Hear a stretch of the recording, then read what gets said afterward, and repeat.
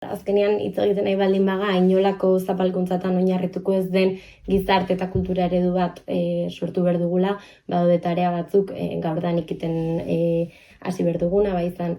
propaganda eta agitazio politikoa, kale mailako kontzientziazio lana, matxismoan desnormalizazioa, indarkeria matxista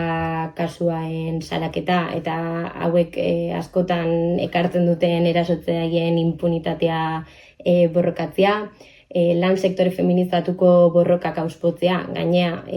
askotan zailtasun handiekin aurkitzen dielako, haien borroka prozesuak aurrera eramateko, haien eskubide politikoak etengabe burratzen dielako, eta badaude gainea zenbait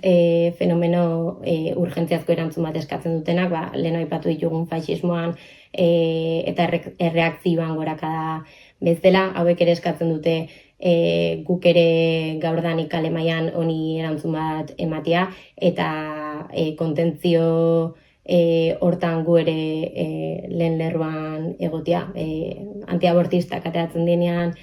kalea abortua kriminalizatzea, gu bertan egotea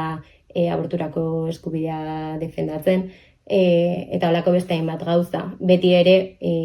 aipatu dugun norabide estrategiko hontan eta hortara ekarpena itea bidean.